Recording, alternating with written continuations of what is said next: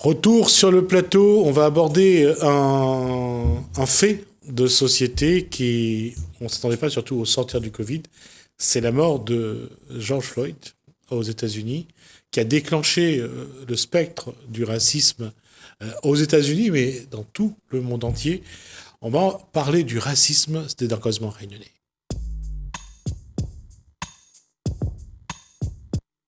Lycéenne Bessière, bonsoir. Bonsoir. Philippe Bessière, bonsoir. Bonsoir. Racine Caf, bonsoir. Alors, la question, juste pour avoir, j'allais dire, un peu l'émotion en premier, qu'est-ce que ça, la mort de cet Afro-Américain, qu'est-ce que ça a déclenché pour vous ? Bonsoir et merci de nous recevoir, Gismi. En fait, ça a été une très très grande émotion pour moi de voir la façon dont on l'a tué. Et c'est vrai, je pense que c'est ça aussi qui a ému tout le monde. C'est-à-dire quelqu'un qui appelle au secours et qui a un genou sur le cou. Et le mec, il a les mains dans les poches. C'était affreux. Oui, c'est vrai. C'était vraiment affreux. On était vraiment dans le crime gratuit, quoi. Et c'est ça, en fait, qui m'a vraiment ému. Mais plus qu'ému, dégoûté, quoi. Dégoûté parce qu'on se demande comment un homme peut tuer comme ça de sang-froid. Enfin, est-ce que c'est vraiment son objet Est-ce que c'est ce qu'il voulait le faire ? Je suis pas sûr qu'il voulait le tuer. Je vais pas incriminer tout de suite le crime. On va dire qu'il y avait chez lui une forme de jouissance quand il le tenait au sol. C'est du sadisme quand même. Et le sadisme, on sait où il peut mener. Il peut mener effectivement au crime. Parce que la limite du sadisme, on ne le connaît pas. Ça, c'est vrai aussi. Voilà. Philippe ? Ce qui m'a frappé, c'est que ça se faisait en pleine ville. Et en plein jour. Et en plein jour, ouais. Et devant des témoins. Et devant témoins. C'est ça qui m'a surpris, qu'il n'avait pas l'air gêné non plus. Hein. Non. C'est absolument affolant. Affolant. C'est une exécution publique et en ville, et devant un smartphone, devant une vidéo, et pendant presque 9 minutes. Je veux dire, c'est absolument insupportable. Et ce qui est quand même... Qu'est-ce que vous avez pensé, le fait que des responsables de la ville ont attendu quand même les manifestations avant de licencier les policiers, avant de les inculper, avant de les écrouer. Ça a mis un petit peu de temps quand même. Ça a mis du temps, oui, et d'autant plus que la municipalité était tenue par une personnalité démocrate, soi-disant progressiste. Mais c'est toujours le problème avec les progressistes, c'est qu'ils n'osent pas s'attaquer vraiment au système. C'était le même truc que pour Obama. C'est-à-dire que ils ont le pouvoir, mais l'administration est toujours là, la police est toujours là, et il a fallu ça pour que vraiment on mette un coup de pied dedans. Et c'est considéré là-bas comme une révolution qu'on s'attaque à la police. Et est-ce que ça vous a paru étrange de voir que ça a déclenché un tel mouvement ? Moi, je pense que c'est ce qui a déclenché, qui fait que les policiers ont été condamnés. Ça, je pense que c'est Parce que ça a déclenché quand même une vague générale mondiale de protestation. Et c'est devant cette ampleur de la protestation que le gouvernement américain a dû réagir. Sinon, il n'aurait pas réagi. C'est pas le gouvernement, c'est les autorités fédérées ou alors les municipalités. Parce qu'au niveau fédéral, Trump a absolument rien dit. Hein. Au contraire, il voulait envoyer l'armée, c'était gravissime. C'est un peu comme les Gilets jaunes, quoi, finalement. Il y a eu beaucoup d'exactions en France. Mais pareil, le ministre de l'Intérieur a longtemps couvert ces exactions. Jusqu'aujourd'hui. Mais est-ce que c'est du racisme à ce niveau-là ou est-ce que c'est juste un rapport de force ? C'est un rapport de force qui s'exerce toujours dans le même sens. Donc, est-ce qu'on aurait traité de la même façon un blanc ? Je ne crois pas. Moi, de mon point de vue, c'est du racisme. Parce que véritablement, on a là un noir qui est sous le genou d'un blanc. Et je veux dire, s'il n'avait pas un sentiment racial derrière tout ça, peut-être qu'il aurait fait plus attention. Moi, j'imagine pas qu'il aurait mis son genou sur la tête d'un blanc, sur le cou d'un blanc. Il l'aurait peut-être mis, mais il l'aurait enlevé à un moment donné. Parce que on l'a vu après, avec le temps, les données, les informations sont arrivées. Ils ont sorti le casier judiciaire de George Floyd. Tout n'était pas en sa faveur. Et quelque part, est-ce qu'il n'y a pas d'amalgame ? Parce que quand on regarde ces policiers, à qui on a donné un pouvoir parfois trop important et qui abusent. Je ne crois pas que c'est le ministre de la Défense ou le ministre de l'Intérieur américain qui a demandé aux policiers d'aller faire ça. Donc c'est pour ça que je parle de rapport de force, c'est qu'à un moment donné, l'État montre que c'est lui qui commande et que ça l'intéresse pas, ça l'intéresse pas. Non, mais c'est une histoire de force qui est centenaire. Enfin, c'est-à-dire qu'il y a pratiquement une guerre civile entre les autorités policières et pénitentiaires aux États-Unis et puis la jeunesse noire. Les jeunes, la tranche d'âge 20-30 ans, 1 sur 10 en prison. C'est inimaginable. Oui, c'est un phénomène courant aux États-Unis. Et de toute façon, je pense que le policier, quand il a mis son genou, il connaissait pas la personne. Il l'a arrêté par rapport à une effraction. Il connaissait pas s'il était voyou.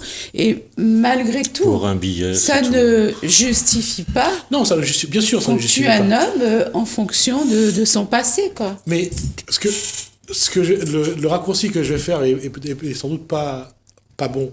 Mais il y a quelques années, lorsqu'on regardait dans les prisons réunionnaises, c'était pas des jeunes issus d'un milieu aisé et de couleurs différentes qui remplissaient nos prisons à Juliette Dodu et au port. Ouais, justement, je profite de ce lien-là parce que je crois qu'aujourd'hui, il faut qu'on parle du racisme à La Réunion. Moi, je pense qu'il y a quelque chose qu'on évite d'en parler.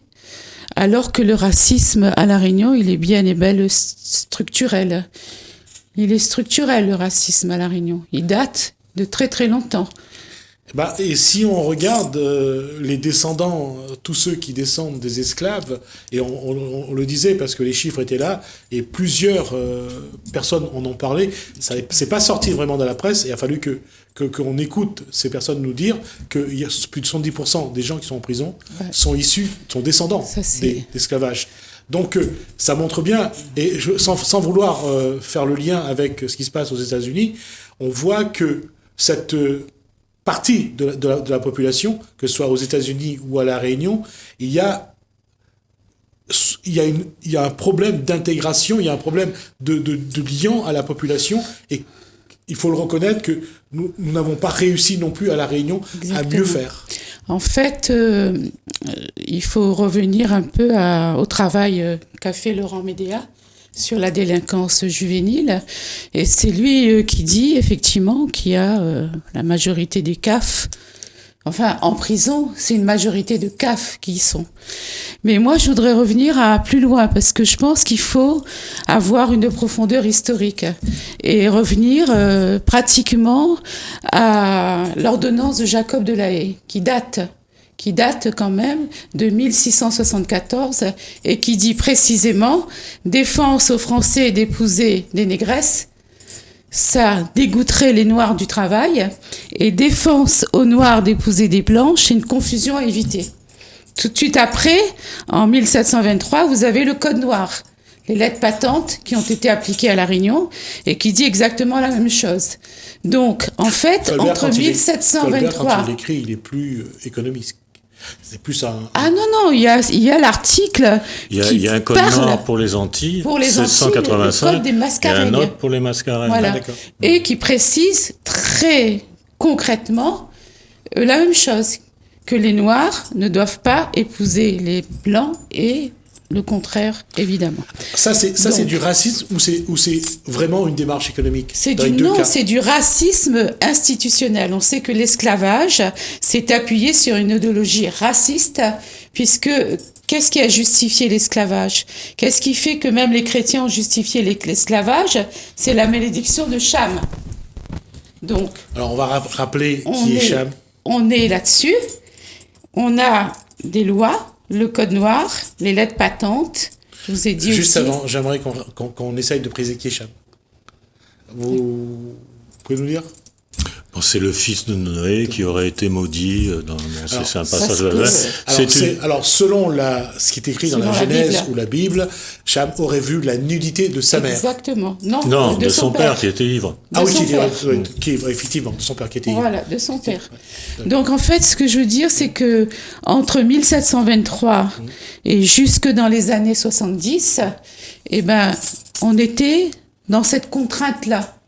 On parle de double contrainte et les Noirs, ils ne pouvaient pas épouser les Blancs. Et ça, de façon générale à La Réunion. Jusque dans les années 70, y compris, on pouvait constater une rupture, des drames même familiaux. C'est-à-dire que les enfants qui étaient issus de ce genre d'union, ils ne pouvaient pas être en contact avec leur famille. Ils étaient carrément rejetés avec la famille du père ou de la mère. Et ça, moi, je connais des exemples jusque dans les années 70. C'est seulement à partir des années 80, moi-même, j'ai subi le racisme en 70 et en 80 aussi, à cause des alliances. Donc, ce que je veux dire, c'est que c'est pas du tout un phénomène qui est nouveau. Et si on n'a pas cette profondeur historique de dire que voilà, chacun doit rester à sa place et que ce mélange, et c'est intolérable, on comprend pas c'est quoi le racisme. Moi, j'ai eu un témoignage déchirant d'une enfant de la Creuse qui revient pour enquêter sur ce qui s'est passé. Elle est partie, elle était tout enfant, elle connaît 18 mois. Bon. Et qu'est-ce qui s'est passé ? Son père a épousé une malgachine. Mais le père du père n'est pas d'accord. Il fait la pression. Et il force le fils, je ne sais pas par quelle contrainte économique ou quoi, à aller voir l'assistance. Pour dire, voilà, on ne peut pas s'en occuper, elle part. Voilà. Voilà, donc je disais qu'à partir des années 80, on trouve que tout ça, c'est quand même pas normal et surtout pas moral, quoi. C'est pas moral, et il y a aussi une chose, c'est qu'avec le temps, certaines personnes de couleur et de peau noire, bien sûr, on finit par accepter ce fait de la société réunionnaise. Ouais, et j'avais rencontré l'anthropologue de l'association Miaro, je crois. De l'association Miaro, je crois. C'est Charlotte Rabessal. Charlotte Rabessal, voilà, exactement. Qui me disait que voilà, il y a des enfants à qui les parents ont tanné le cure pendant des années en disant, toi mon fils, tu n'iras pas plus loin. Et alors qu'ils arrivaient à des examens importants, et il y en a qui ne sont pas allés. C'est clair, ouais. Donc on a fabriqué aussi nos... ça s'appelle quand même, les psychologues ont parlé de ça, c'est les traumatismes qui sont hérités en fait du passé, de cette période-là. La mémoire du passé, oui. Et c'est l'intériorisation de l'infériorité. Et ça, c'est systématique. Et donc, c'est tous ces clichés-là, parce que finalement, on est toujours dans le même schéma de pensée. C'est les mêmes. Ça continue, c'est un schéma de pensée qui existe toujours aujourd'hui.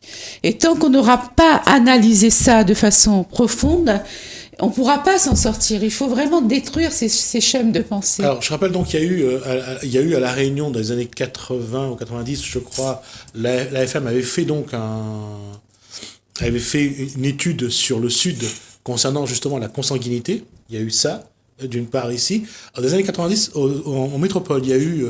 Là, on s'est occupé de la deuxième génération des Maghrébins, pour savoir un petit peu pourquoi ils étaient aussi... il y avait aussi autant de mal-être en eux.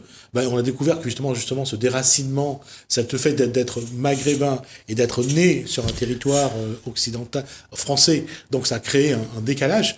Donc, il n'y a pas que le déracinement, il y a ce qu'une auteure a appelé le trauma colonial. C'est-à-dire que les autorités françaises, ils ont fait disparaître le père.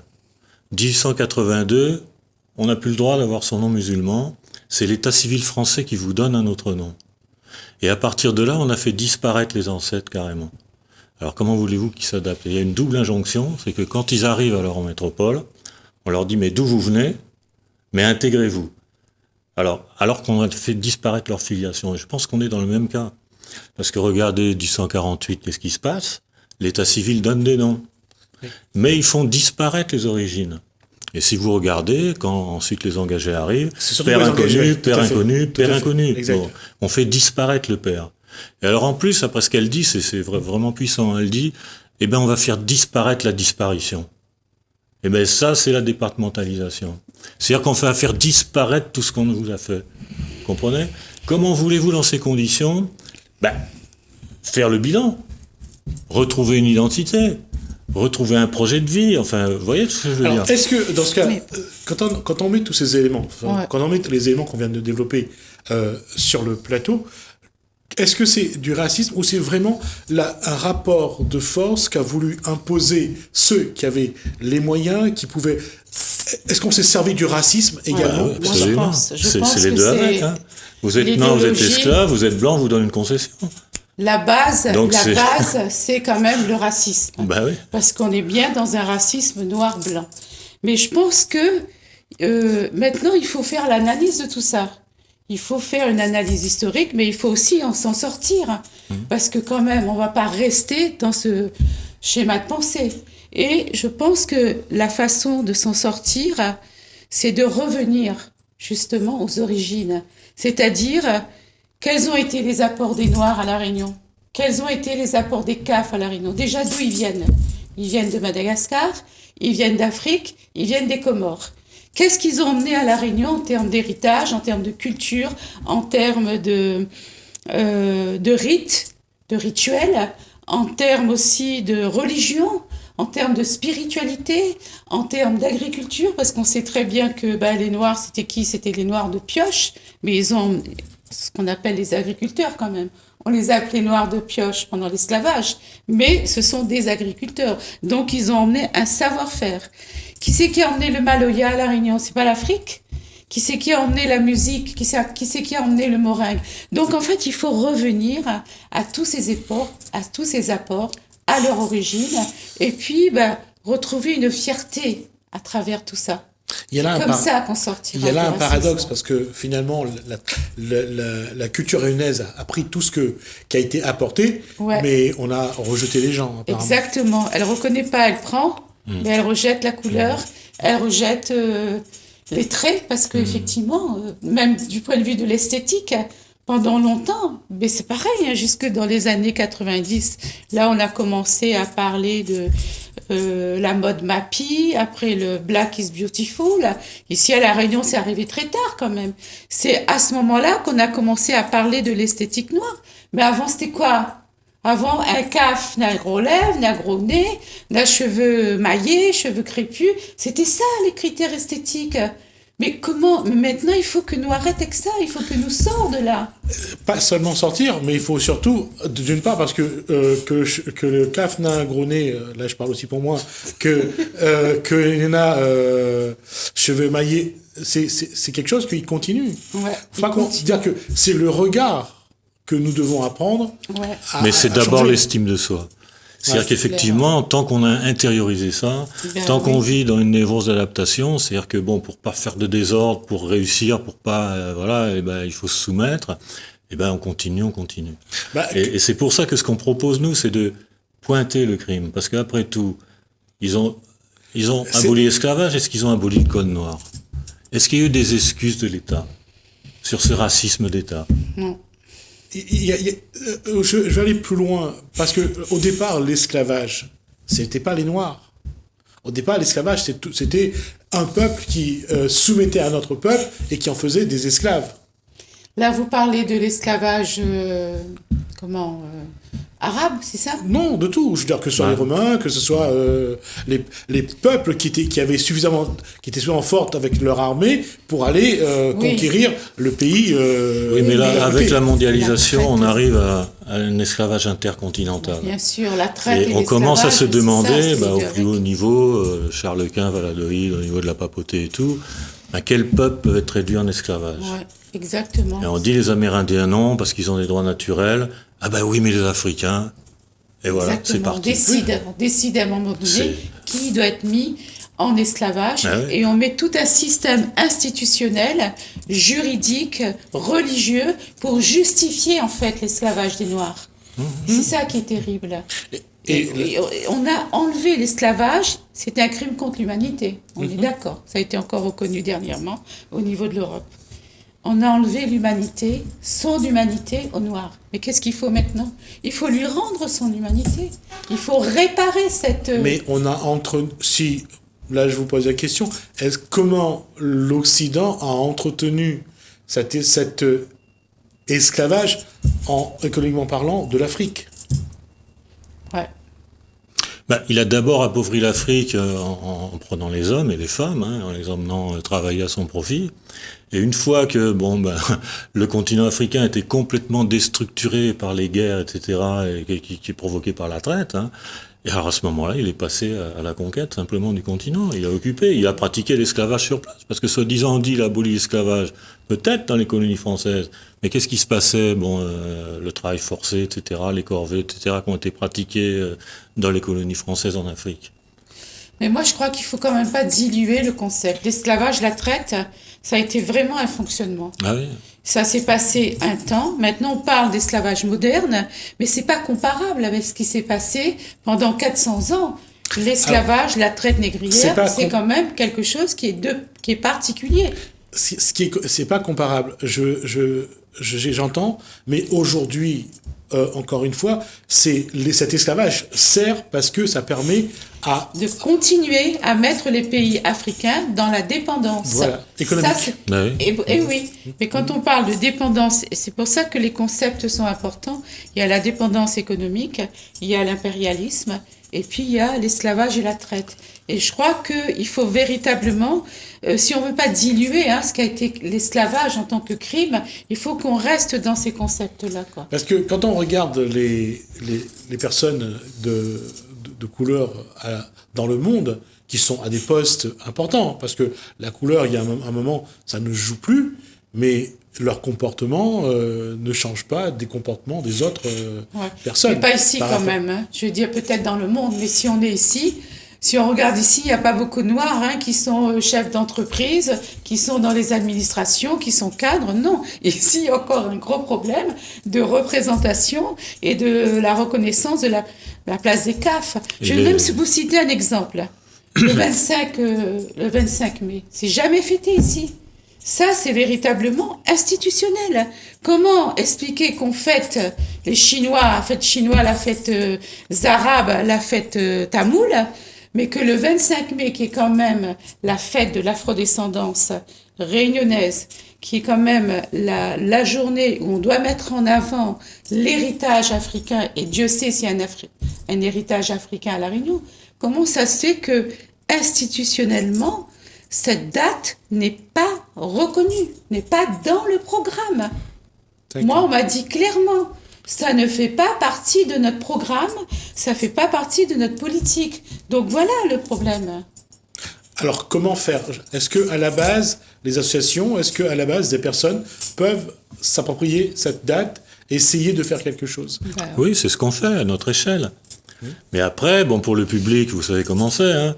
Oh là là, vous êtes que ça, vous, par rapport aux autres. Non, mais Gismi, quand tu as 1000 euros pour faire une fête et quand tu as 100 000 euros, c'est pas la même fête quand même. Non, je suis d'accord. Je dis à nous, on a demandé 30 000 euros pour fêter la fête de l'Afrique. Et ils nous ont dit, vous fêtez, déjà, vous n'allez pas fêter ça au jardin et on vous donne 1000 euros. Enfin, faut arrêter, quoi. D'accord. Tu crois qu'on fait la même fête?